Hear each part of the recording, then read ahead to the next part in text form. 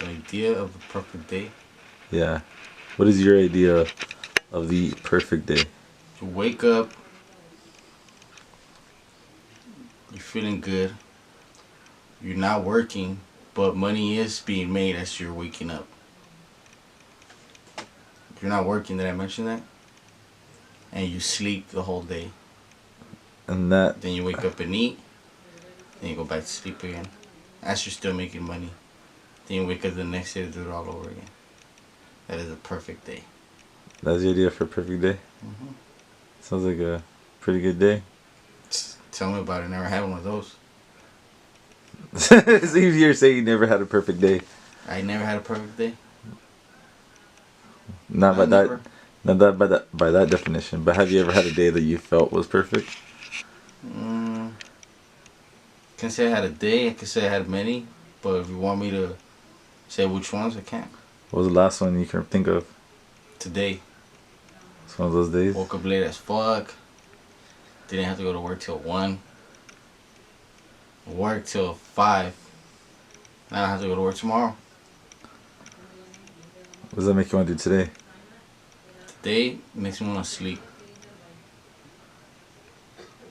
It's almost like the perfect day, but almost. But sleep is the cousin of death. That's why you only rest for a bit. And then you die for a long time. You can't come back to life if you're dead. Some may beg to differ.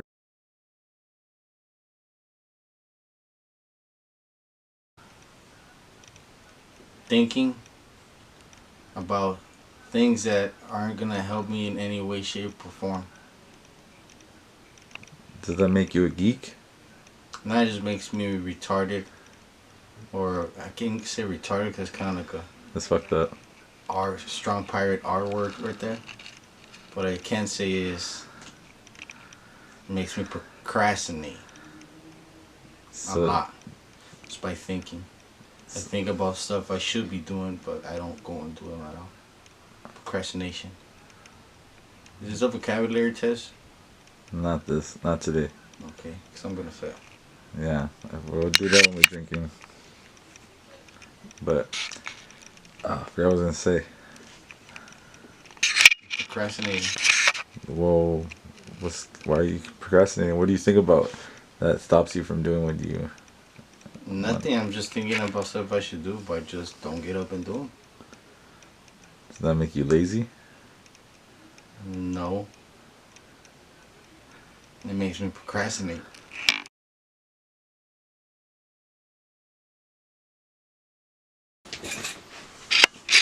Where? Yeah.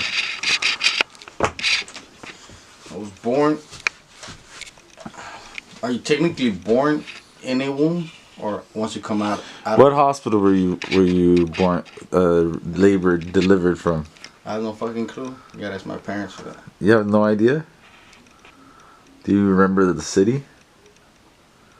I remember the county. What's the county? LA County. Okay, so that's it. It's LA County. That's all I remember. That's all they told you. That's what they say. That's it. Alright, did you grow up in LA? Your whole life? No. Where'd you grow up? I grew up a few years in Mexico and the rest here in the United States. From what to what years? From I don't know what year to 2001 in Mexico, and from 2001. Well, how old, age? From 2 years to 7 in Mexico, and from 2 to 9, and from 9 to now. Tell us about your life in Mexico. It sucked. Don't remember much of it, but I do remember it sucked.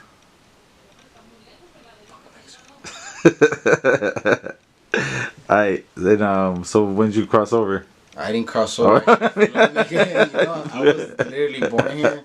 I know. And yeah, I didn't cross. I flew, motherfucker. I didn't take it like everybody else. But you still cross the border even though you're flying. You just do it in the air. True. Well, there's not really a border when you're in the air because you come through the ocean, I believe. Since the earth is round and flat, that's how it works. So yeah, I've been here since I was 9 till 29 in the United States. What's your earliest memory that you have in your life? My earliest memory was me remembering how to read for the first time. Really? Yeah. What were you reading? I was reading some words in Spanish. Kindergarten. Do you remember the phrase, or what were the words? I remember the first few letters. What were they? It was an A. I know there was an A in there. Tell us about being a kid in school, going to school actually, in Mexico. The difference between going to school here. You actually go to school here, and no, that you don't go to school. You don't? I mean, you could if your parents make you, but sometimes you don't go to school. You ditched a lot in Mexico? I didn't ditch. They just never sent us to school for like 2 years, so or a year, something like that. Oh, crazy. Well, tell us about how your experience when you first got when you came over here when you were 7 years old, and got to come back to your motherland. I was 9 years old when you came back to your motherland, and what was it called? I didn't know English. I didn't know anybody here. It took me about 7 or 8 months to learn English, and then I went to school. It was cool. So how about the lunch thing? It was cool. I never knew that you could have free lunch. Usually in Mexico you pay for lunch and shit like that, but over here you got free lunch. You had recess and shit like that. Bomb? No, Was it bomb? not really. Why? It didn't feel bomb like the difference. It was good, but it wasn't bomb like the meal. I mean, the chocolate milk was good. Oh, it was something you didn't like? Because you're picky. Like the time you talked about the time you threw away the omelet. I didn't throw away the omelet. I was hiding the omelet Out the outside window. of the second floor window. Just happened to land between the grass where my parents were trying to put water on the car. And it happened to land right next to the hose that they were going to use. So then they saw me throwing away my food out the window. So we didn't throw away food.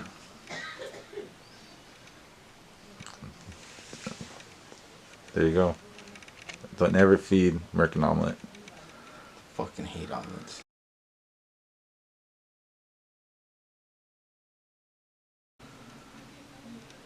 When I was a little kid, I wanted to be a big kid.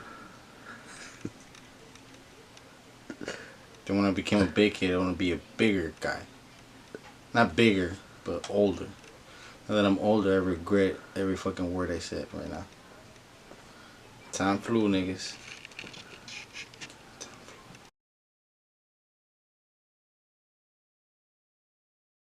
Oh, to learn English, it wasn't hard at all. I was put into ESL classes. They held me back a year in school, so instead of being third, started the second. And then they had me work with a lot of TAs. And then my mom would not let me watch any Spanish television. Then it got to the point that they would smack the shit out of me if I used any Spanish in the house. So it was kind of like force. And yeah, that's how I speak English now. And I don't really speak Spanish anymore. I didn't know that. You never told me they would hit Well, you. why would I tell you? It's not something that you're proud of. Like, yeah, my mom smacked the shit out of me every time I said hola. Shit. Yeah, it happens. It happens a lot. Interesting. That's why I'm talking Spanish no more. I see you different now.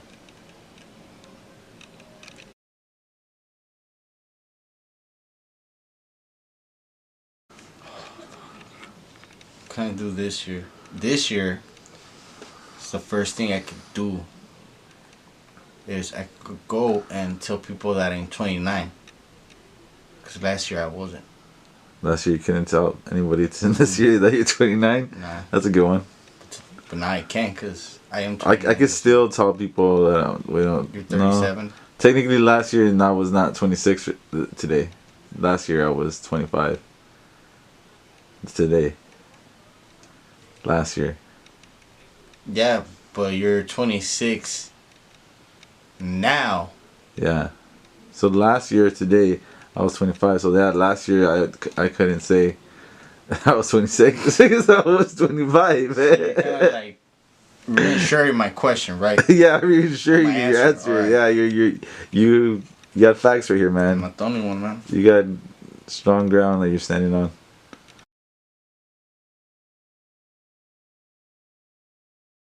If I were to ask a fortune teller something about my future, what would it be?